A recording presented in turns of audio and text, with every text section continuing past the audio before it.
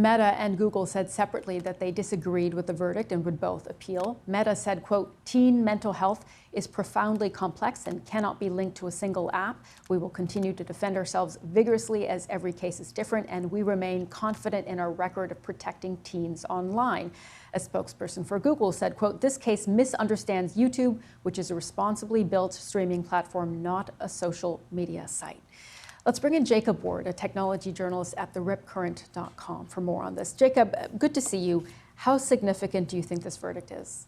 Sumi, this is the end of social media as we have known it, and I would argue it's the end of childhood as we have come to accept it in the social media era. And that is because this is no longer a First Amendment issue or even what's called Section 230, this federal statute in the United States that gives blanket immunity to social media companies for the crazy stuff that we post on them. This is now a world in which everyday people, a random selection of 12 jurors, understand that there is a behavior shaping industry out there that has been profiting off of our behavior for many, many years. I've been working on books on this subject and reporting on this subject for more than 10 years. There are people I know and love in my life who cannot understand the idea that we are not always in charge of our own choices, that behavioral science is extremely powerful when put in the hands of a profitable company. And suddenly you have a random smattering, as I say, of jurors understanding that concept. And now we're in a world where the kind of vague feeling that something might be wrong has a name and a legal theory built to it, and now a pipeline of lawsuits that's going to come at these companies after this one. Jacob, the objection here, of course, from Meta and from YouTube's parent company is here that this really is up to personal choice. And also when it comes to teens, this is up to parenting as well, to ensure that your teen is engaging in social media in a healthy way.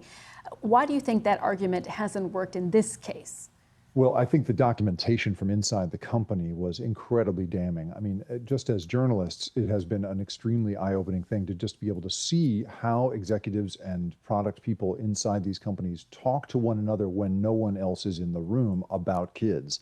It is extraordinary. And so the jury obviously looked at that and understood here that there was some very big and conscious trade-offs being made in understanding the harms that could result, in understanding the monetary value of kids to these companies, and in understanding the mechanics by which focusing on tweens and teens ensnares them early as customers and then keeps it going. And so, I will point out here, Meta and YouTube will undoubtedly appeal and fight this because this is an existential threat to the way they have done business, which until now has been based on that argument that they are making, that we are all in charge of our own children. It's not their fault, that they make tough choices online. But as the documents showed to the jury here, these companies have employed enormous amounts of research and have understood not only the compulsive use that can result from the very products they have built, but the harms that can result from that. And so all of that seems to have pushed back in the minds of the jury this notion that we are just all responsible for ourselves here, Sumi. Jacob, we just have about 40 seconds left or so, but what do you think the practical outcome of this will be if the appeals are not successful?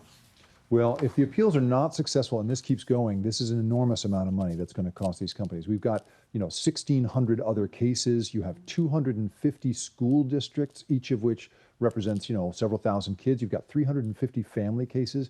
This one plaintiff was awarded $6 million total.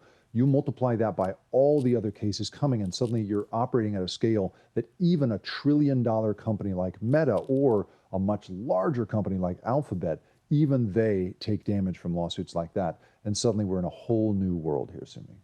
Jacob Ward, thank you very much.